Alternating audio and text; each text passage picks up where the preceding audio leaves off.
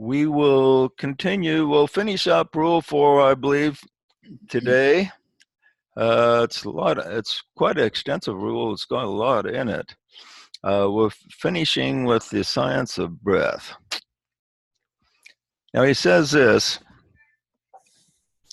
Now we come to the significant words. The man breathes deeply, he says. This is the magical formula for the science of breath, pranayama, as it sweeps a person in tune with the pulsating life of God. Now, when he talks about breath, you have to remember he's talking about more than physical breath. Breath is also a symbol of creation. The ancients taught that in the beginning, God breathed forth and the universe was made. And when God stops breathing, then the universe dissolves back to where it came from. And so the creation and dissolution of the universe is the outward and inward breath of God, so to speak.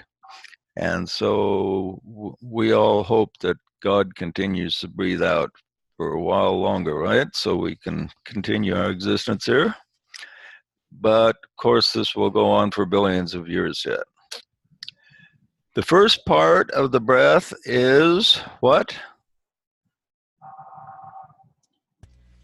Inhalation. Right, inhalation. And the second part of the breath?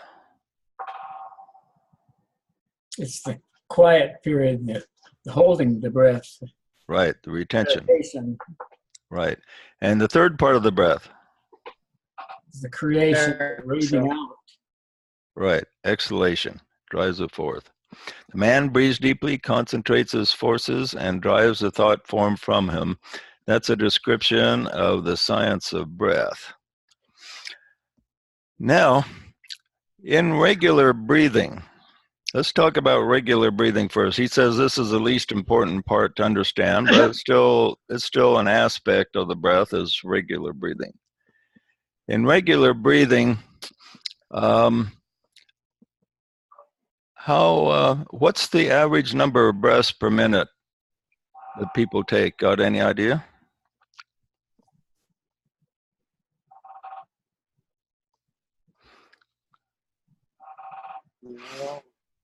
Okay, well, the answer is between 12 and 20 for the average person.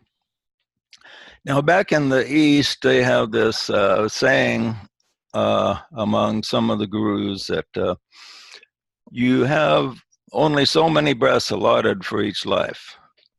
And so because they think there's only so many breaths, they practice breathing slowly, the minimum number of breaths per minute. So that way they believe they can extend their life because they're only getting so many breaths. Now, I don't buy into that 100%. I think there's some to it. I think slow, deep breathing enhances health and will cause you to live longer, but I don't think it's exactly equivalent. Your life has only so many breaths allocated to it. But I first got into breath when I was about 16. I found this book on yoga and read it. And it talked about yoga breathing. Before I get into that, we're going to take 1 minute. And does everyone have a second hand available to look at so they can determine when a minute's over? Okay. Hopefully you do. You can probably bring up one on your computer screen somewhere. Maybe Google secondhand or stopwatch. If you don't, but I have one, JJ. Okay. So anyway, I'm going to count to 3. On the count of 3. See where your second hand is and calculate when a minute will be over. And I want you to just sit back and breathe normally and figure out how many breaths you breathe a minute. Now don't try to extend it or anything, but just figure out how many breaths you breathe a minute. Okay, I'm going to count to 3, and I want you to start. 1, 2, 3. Start now, timing now for 1 minute, and count the number of your breaths. Breathing in and out is 1 breath.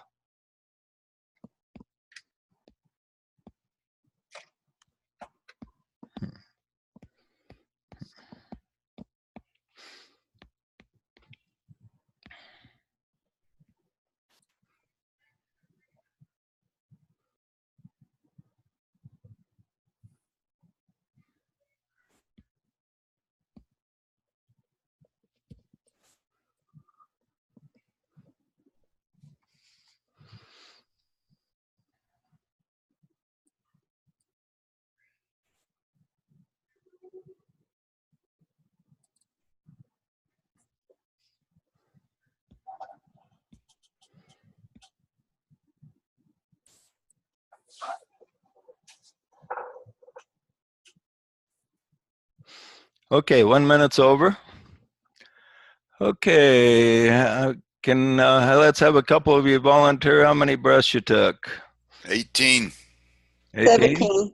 17? 8. 14. Who said 8? 9. I got 10. I did 10. 10? Okay. 14. Okay, I did 16. 16. Okay, a couple of you, 8 was the lowest, 8 to 10. 14. 14. Okay. Me So, too, 14. yeah, the experts say anything below 12 is abnormal, they say. But I breathe about 4 or 5 a minute on the average. But I started that when I was 16, and when I was 16, I read about the deep breathing, and then if you practice it a while, pretty soon it becomes natural. And so let me. The problem with breathing is people breathe very shallow, and you can tell by the various singers how their sound comes out of their with their singing, if they're singing from their chest or singing deeper. You take a opera singer. I mean, they breathe very deeply. They have to breathe deeply, and they breathe all the way down to their stomach, and they're able to use their breath to flow smoothly over their vocal cords, so they produce a really pleasant sound. But it would be interesting to study the health of like some of these really deep singers to see if they're like healthier than average people are. I don't think anyone's ever done that because these guys actually probably breathe the way that you're supposed to breathe. Now, when we're born as babies, we actually breathe correctly normally. You watch a little baby breathe, its chest doesn't go up and down, but its little tummy goes up and down. And it breathes way down into the bottom part of its lungs. And then as we grow up, we somehow learn to breathe in correctly. And this happens to us a lot of ways when we grow up. When we're a kid, we're very believing, and then we get older, we get more skeptical, and we lose a lot of the magic we had when we were born. And one of the magic is most, maybe not all, but most babies breathe correctly. And they begin their breath by bringing it down in the bottom of their lungs. And when they begin breathing, their little tummy actually expands. So the first part of correct breathing is when you breathe in, breathe down to the point that you can see your tummy going up a little bit, you know. Okay. The second step in breathing is to fill up your chest area. So the second step, you breathe, you'll feel your chest expand. Okay, first step, your tummy expands. Second step, your chest expands. And then the third step to inhaling is to just expand everything. Okay, you go through those 3 steps. And then the second step, of course, is to have an interlude. What's interesting about the interlude is a lot of people breathe with no interlude whatsoever. And the interlude doesn't really happen much unless you pay attention to it and kind of force yourself to have an interlude, because it has to be directed. So otherwise, you'll watch a lot of people when they breathe, they have no interlude. And this corresponds to our lives where we work and we're always busy and we have no interlude to come to reflect and contemplate. Okay. The third stage of breathing is after the interlude, you exhale. And there's a lot of different ways to exhale and different breathing methods that people talk about. One is to breathe out really fast, and another is to breathe out saying, ah, or something like that, or ah. Just make a sound as you're breathing out, as some of them do. That's fine, but just for practicing, to apply in normal life, it's just good to see yourself breathing out until all the air possible is exhaled. Now, if you do that, you can get below 8 breaths a minute, and it'll help control your blood pressure. Your state of mind will be a little bit more at ease, more difficult to disturb if your breath is practiced this way. Now, in the Bible, it talks about in the days of creation, after 6 days, God rested on the 7th. And that was the interlude for God, is 1/7. So if we go by that idea, perhaps we could say 1/7 of our breathing time should be the interlude. Now, there's different ideas on this, but 1/7 is pretty close. 1/7, 1/8, or maybe 1/6. There's different ideas thrown out there. But 1/7 is interesting because it correlates to the Sabbath. So in this case, we could say we breathe in 3 counts, hold it 2 counts, breathe out 3 counts. And this would be correlating the interlude to a Sabbath or 1/7 time period. Okay, let's practice on that. Let me count and get ready to breathe in. 1, 2, 3, breathe in. 1, 2, 3, interlude. 1, 2, exhale. 1, 2, 3. One more time. Breathe in. 1, 2, 3. Interlude. 1, 2. Exhale. 1, 2, 3. Like say, there's all kinds of variations on breath. The DK says, JJ, yeah. I was going to say there's one that's called the breath of God, where you breathe in, calling for the energies in the hierarchy to give you energy and power to fuel your body and build yourself. And then at the interlude, you have this energy go through your body, picture going through your body, and then when you exhale with love and peace to all humanity, for giving thanks for the breathing in of the energy. Yeah, that's a little bit the direction we're going to go with DK's teaching on breath from a spiritual angle. So that's a good point you're making there. Now there's another interesting aspect of breath. Like say there's all kinds of different ones to experiment with. DK warns us to be careful about breathing exercises because we have these webs between the centers, and if we the seeker practices the wrong type of breathing, he can destroy some of the webbing between the centers and open up energies before he's ready to receive them, and it can produce ill health and disturbance of his peace of mind. And so this is important to realize. So any breathing exercises you practice, kind of do your best to tune into your soul to see if it approves of it.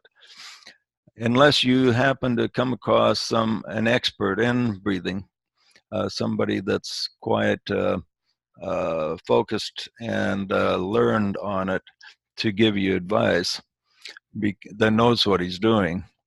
But the Tibet says that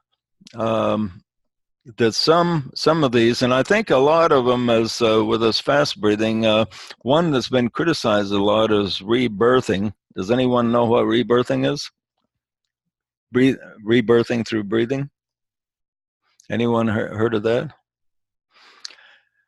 This is where you go into really fast breathing. You go for a long period of time. You gather in a lot of oxygen, and it really produces a high, like you're on some type of super cocaine or marijuana. Yeah, like they do in childbirth classes, panting. Yeah, except you just keep going. You do it for like maybe 5 minutes until you're just about ready to pass out, and it produces quite a high for you. I tried it out one time, and it does make you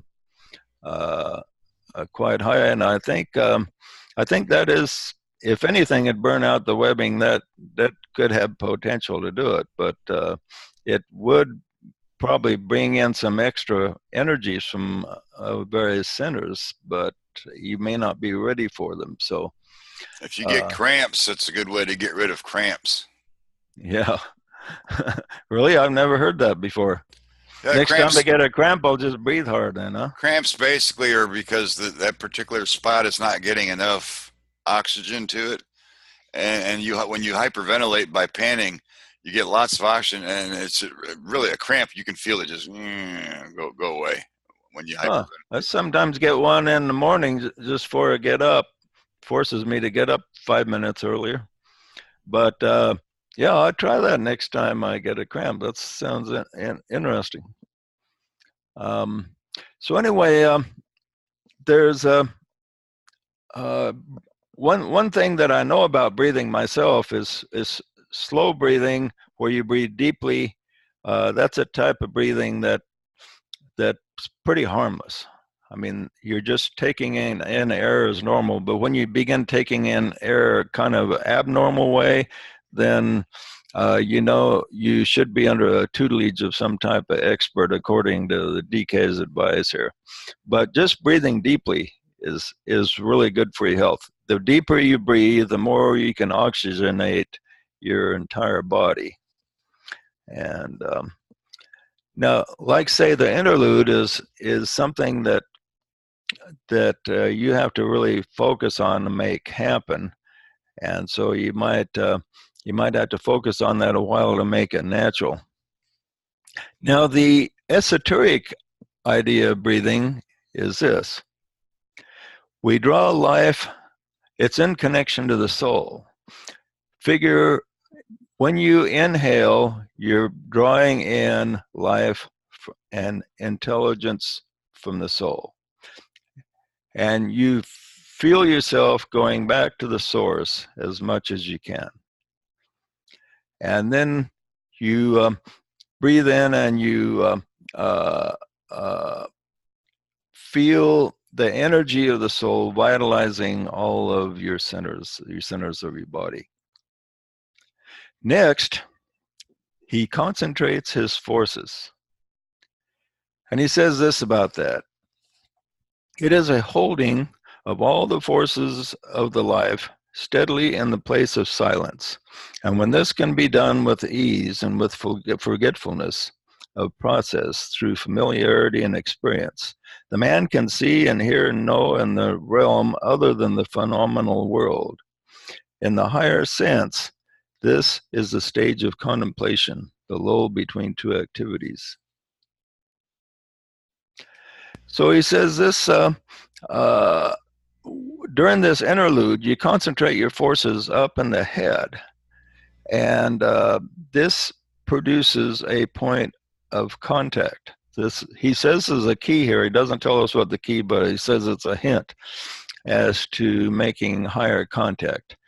Now you focus in the head during the interlude, and you see the light, visualize a doorway, and open that door, and you never know what you might find when you open that invisible door.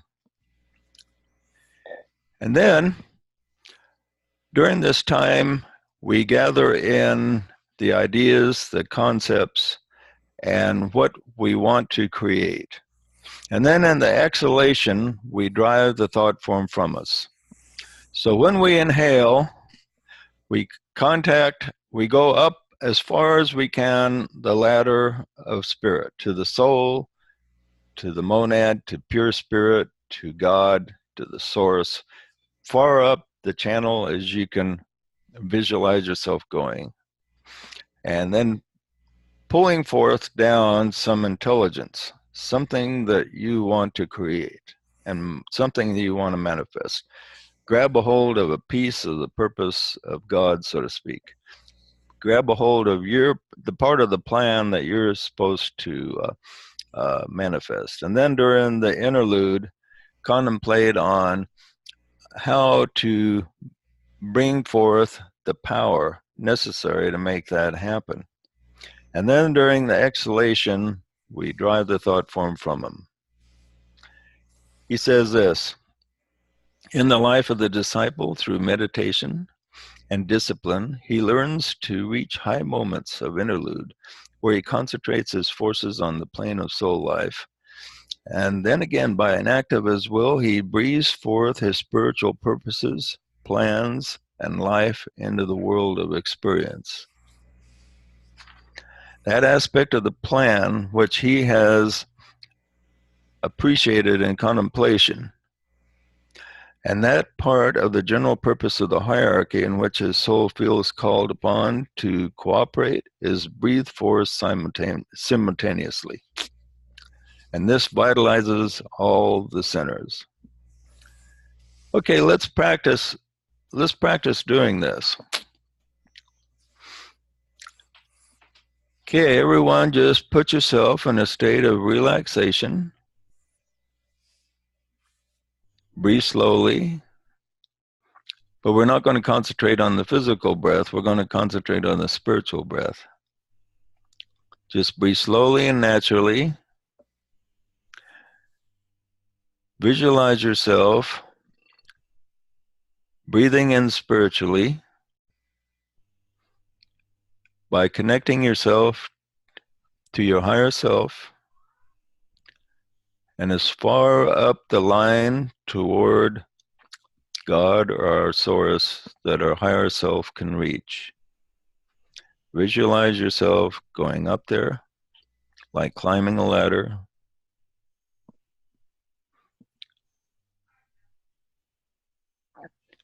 Close your eyes, and above the top of your head, you see a ball of light. The ball of light represents your higher self.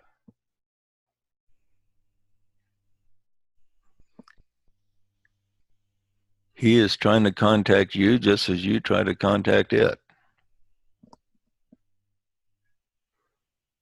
See the light increasing intensity,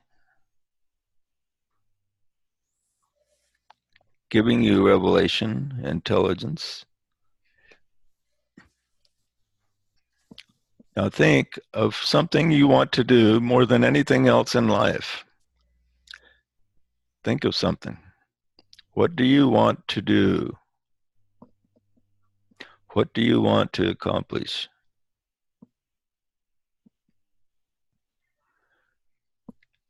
Visualize yourself merging with this light of intelligence, and it knows what you want. Is it willing to help? Is what you want to do helpful to your brothers and sisters enough that it's willing to lend its power to you?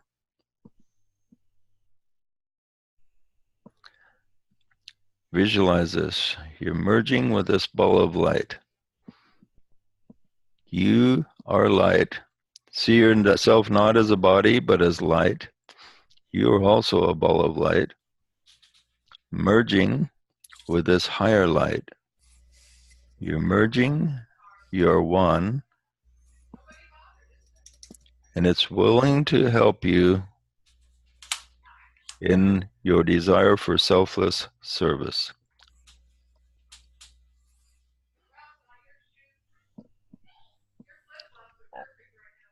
Now dwell in silence for just a moment. This will be the interlude. Visualize yourself merging with this light, being one.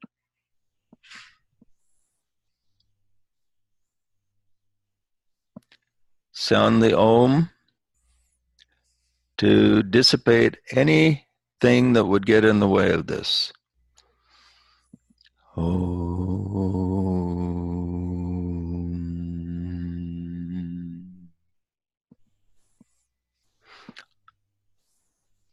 There's nothing interfering with you merging with your soul.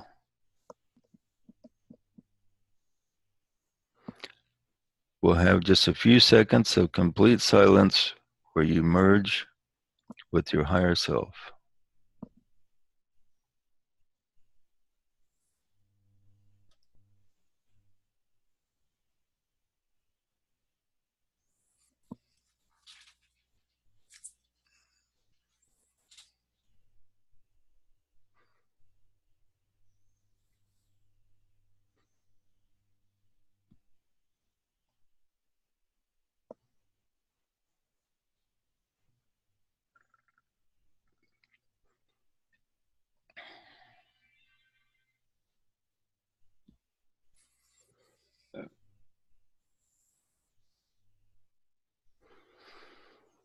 Now for the out breathing.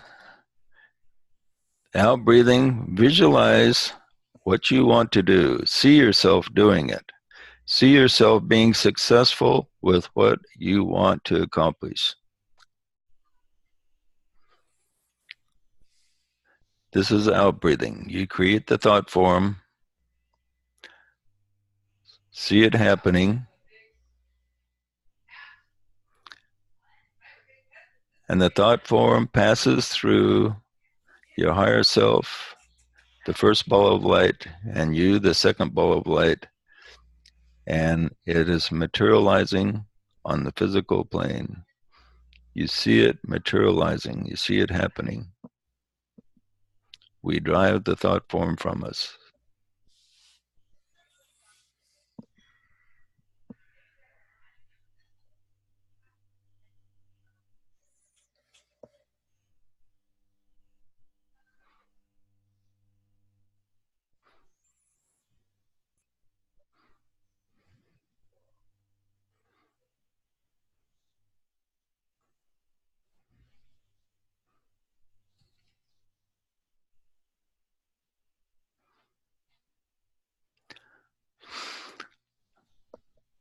Okay.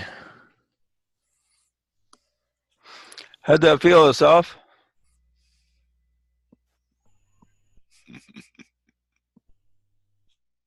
I was very tired. I was about to Oh yeah, it's late at night there, isn't Yeah. it? I was about to say good night and go to sleep, and then you started this practice, so I stayed. Oh, I'm glad you did. Yeah, I'm glad to. It was very, very good. Yeah, Well, that'll make you ready to have nice dreams tonight then. I think so. Yeah. What time is it there now? 13 minutes past midnight. Oh, okay. That's early Yeah. for me. Yeah. Yeah, I've been trying to adjust my sleep, so I go to bed earlier, but I haven't been real successful. It's really, I'm naturally a night owl, but Tibetan says the best time to sleep is between 10 at night and 5 in the morning, and the only person I know that really follows that is Edward. And isn't that your rule of thumb, Edward? Yes, that's what I do. Do you do that because you read that in the Tibetan, or what? No, I do it because I think that it naturally fits my rhythm. Oh, does it? Oh, that's interesting. So you go to bed about 10, get up at 5, or what? What's your hours? I go to bed about 9:30. I'm asleep by 10, and then I wake up 5 to 5:30. Well, you're natural harmony with DK, so you're probably to be complimented on that. I'm kind of opposite of what he says. Yeah, me too. For one thing, there's more prana in the air before midnight. Yeah, well, they say your natural cycles should adapt to light and dark of the earth. So That's why we have light and dark. yeah, and this internet situation where people stay up late and play on Facebook and stuff probably doesn't help anything. Probably disturbs our natural cycle. Well, the main thing that kind of disturbs our natural cycles today is just having lights. People don't realize what it was like before we had electricity and the light bulb.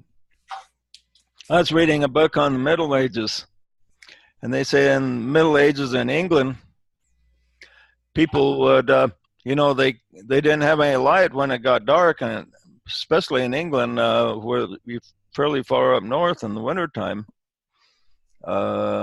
it's the darkness lasts longer than night.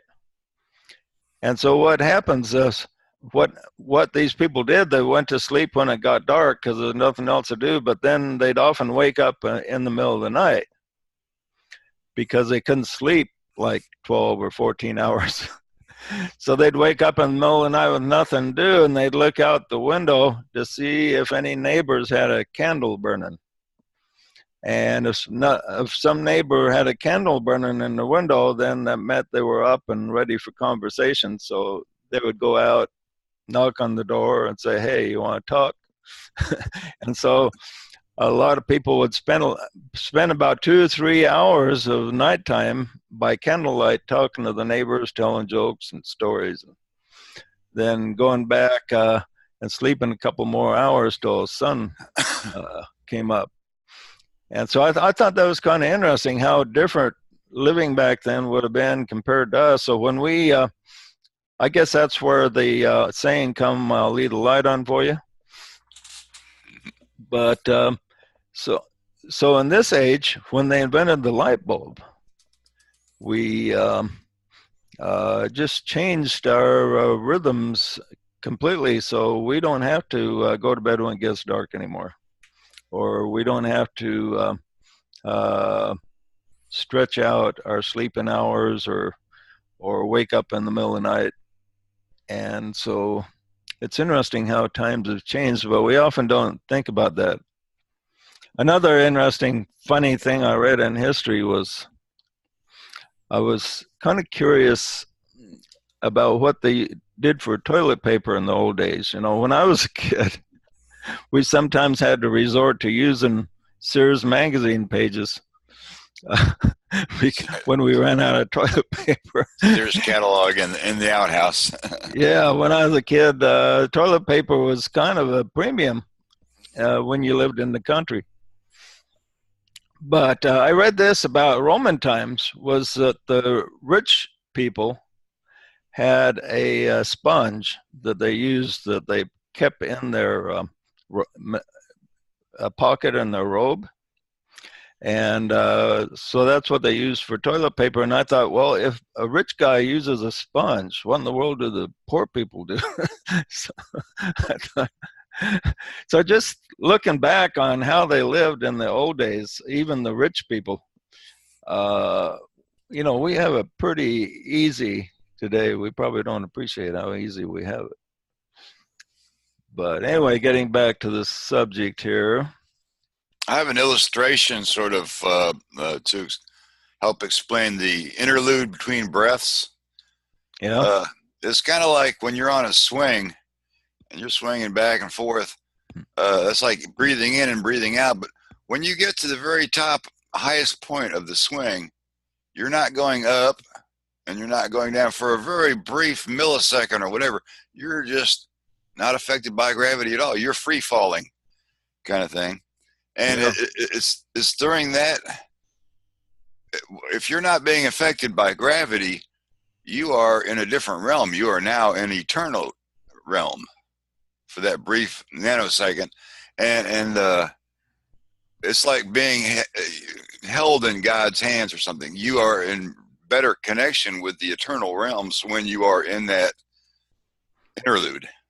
Yeah, most interludes, like going up and down and having that point where you're free of gravity, just lasts for a real short period of time. And this also happens in breathing. Natural breathing, you just the interlude is just really quick. But we can force an interlude, so the interlude is longer. Actually holding the breath. Yeah, you can even hold your breath for a couple minutes if you're good at it.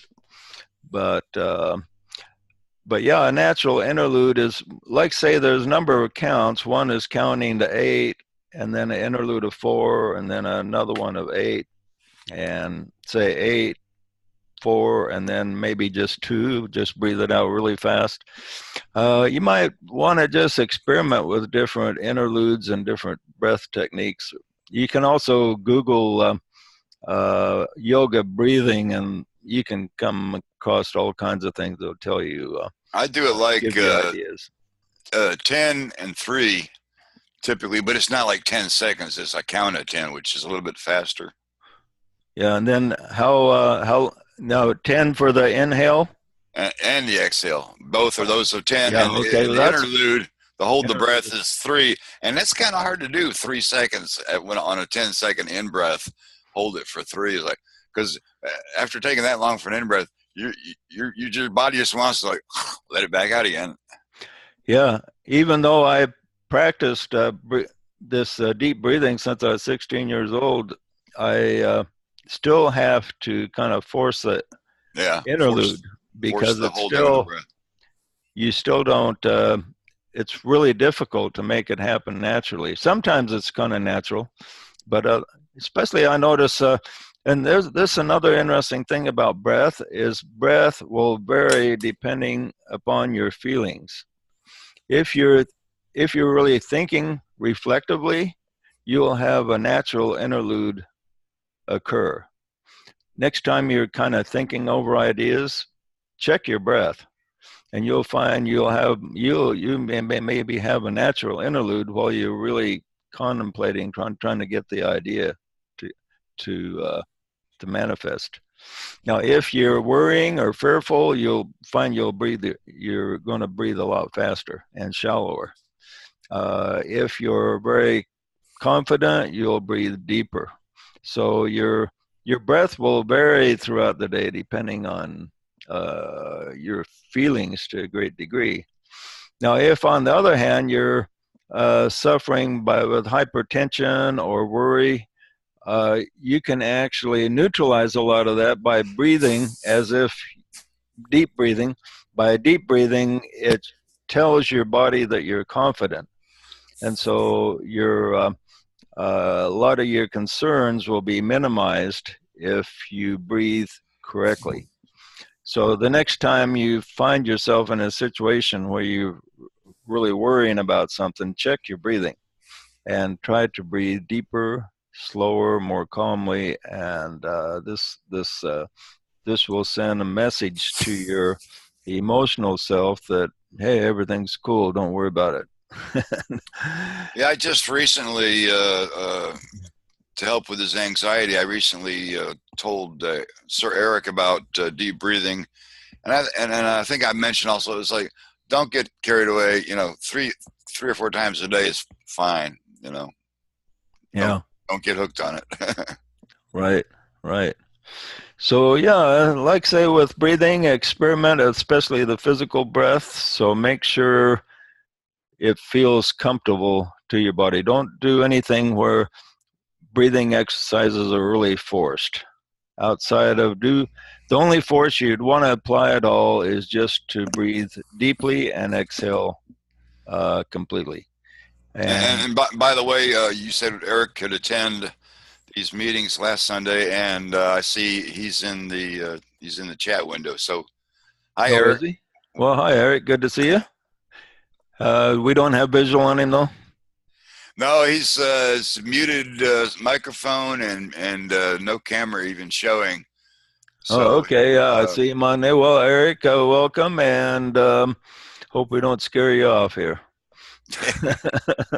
yeah, we were kind of concerned about that, and I said, no, just come on, because he's very interested in the topic of white magic, especially. We talk about that in Second Life in our fireside chats. And I said, look, dude, if nothing else, just come and listen to the stuff on white magic, you know. Yeah. Sit there in the back of the class, and you know. And so I'm really happy to see that. Hi, Eric. I'm glad you made it. Okay, he ends with this about the science of the breath. He says, rightly understood, or this rule as a whole, rightly understood and rightly studied, this rule, the rule as a whole, will lead each aspirant out of the phenomenal world into the kingdom of the soul. Its instructions, if carried out, would lead the soul back again into the phenomenal world as a creating force in soul magic and as a manipulator and dominating factor of and through the medium of the form. So this rule will take us into the soul, so we have soul contact. And once the soul contact is made, then it brings the intelligence of the soul down to the material world. So if we can bring us up to the soul and the soul down to us, then he says white magic, the magical work of the soul, can appear. So that basically ends it. Let me end this by quoting this, the rule all over again that he talks about the rule as a whole.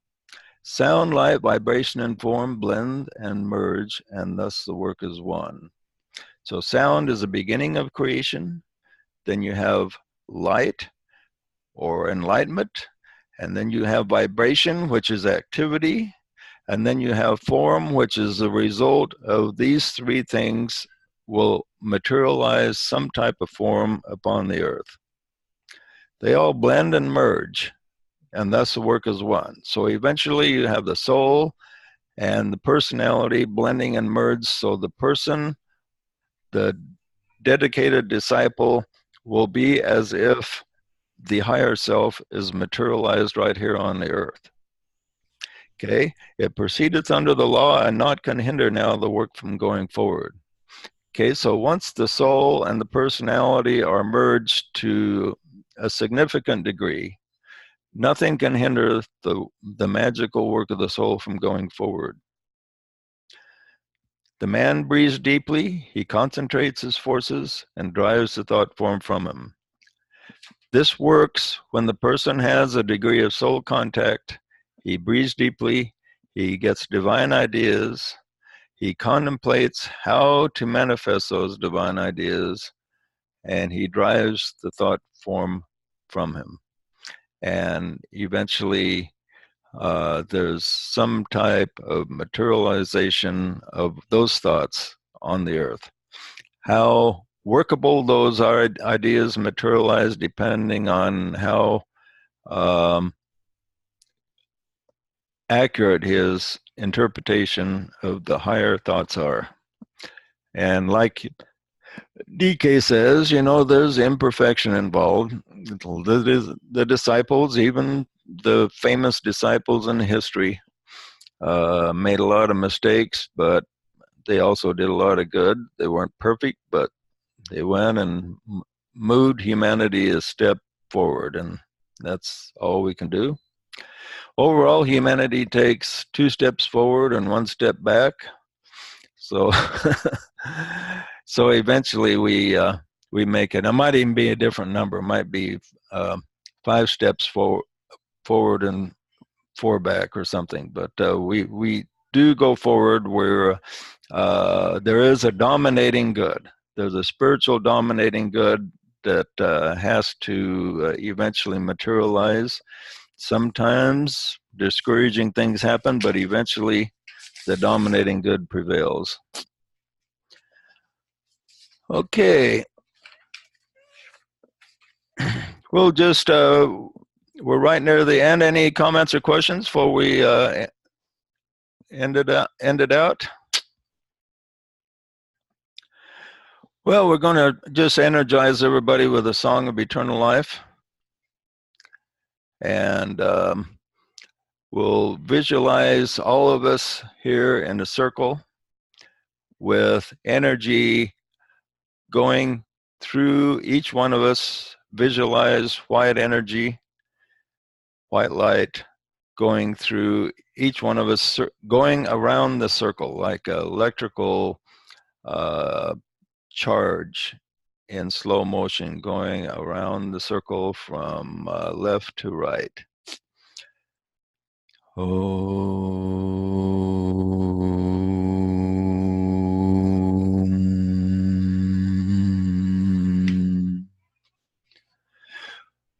We thank you, Father, Mother, Spirit, for the energy of life which streams from universal source to us, for the life that circulates through each atom and cell, permeating our entire bodies and minds, bringing health and vitality to all of our living parts.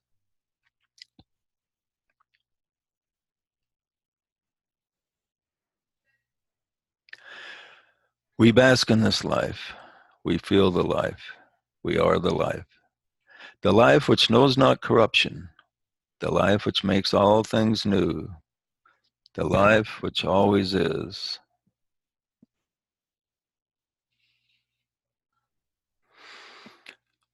We feel the life from our toes to the top of our heads and give thanks for its abundance.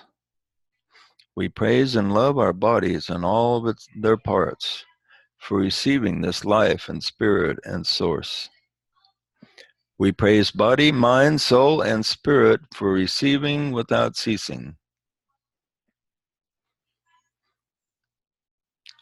Ah. Aha. Perceiving the divine idea. Aha. The interlude. Ooh. Ooh. Ooh. The exhalation. Mm. Mm-hmm. Mm. Satisfaction. Satisfaction is the end of the breath. Satisfying feeling.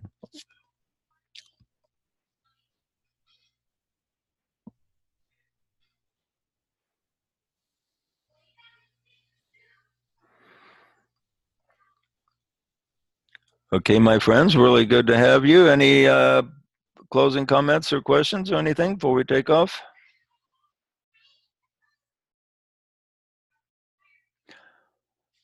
If not, we will see you next week at, we'll switch to 10 o'clock p.m.